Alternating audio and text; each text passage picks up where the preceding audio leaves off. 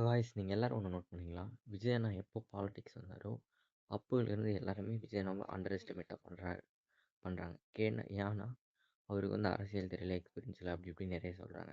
But ஆனா ஒரு விஷயம் ஞாபகம் வச்சுக்கோங்க. விஜய் அண்ணா வந்து எதுவுமே தெரியாம அரசியலுக்கு வரல. ஸோ அரசியல் பத்தி எல்லாம் தெரிஞ்சுக்கிட்டு தான் விஜய் அண்ணா வந்து பாலிடிக்ஸ்குள்ள வந்திருக்காரு. ஸோ எக்ஸ்பீரியன்ஸ் பத்தி பேசுறாங்க. இப்போ நான் பார்த்துட்டு வரேன் நெறைய பேர் வந்து எக்ஸ்பீரியன்ஸ் இல்ல.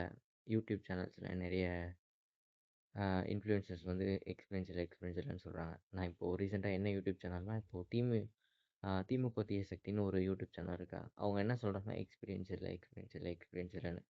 ஸோ அதுக்கு நமக்கு டிவிக்கே வேணுமான்னு. ஸோ பட் ஆனால் ஒரு விஷயம் நம்மளுக்கு நல்லா ஞாபகம் வச்சுக்கோங்க. ஸோ எக்ஸ்பீரியன்ஸ் இருக்கவும் தான் ஒருத்தவன் எல்லா இடத்துலையும் இருக்கணும்னா அது முடியவே முடியாது. ஸோ அவனுக்கு ஃபஸ்ட்டு எப்படி எக்ஸ்பீரியன்ஸ் வந்துச்சு? அவன் ஃப்ரெஷராக இருந்து ஸ்டார்ட் பண்ணி தான் அவன் எக்ஸ்பீரியன்ஸ் பர்சனாக மாறான். ஸோ அதே மாதிரி தான் ஃப்ரெஷர்ஸாக இருக்கவங்க யாருமே எதுவுமே தெரியாதவங்க இல்ல. ஸோ அவங்க கொஞ்சம் கொஞ்சமாக லேர்ன் பண்ணி கொஞ்சம் கொஞ்சமாக எல்லாமே பண்ணி தான் எக்ஸ்பீரியன்ஸ் பர்சன்ஸாக ஆகுறாங்க. ஸோ அதே மாதிரி தான் விஜயனாவுக்கும் எல்லாமே தெரியும். ஸோ அவரும் ஒரு எக்ஸ்பீரியன்ஸ் பர்சன் தான். போக போக நமக்கு நல்லது செய்வார். ஸோ அதை பார்த்து இப்போ யாரெல்லாம் அவரை தப்பாக பேசுகிறாங்களோ அவங்களுக்கு ஒரு நல்ல பாடமாக இருக்கும்.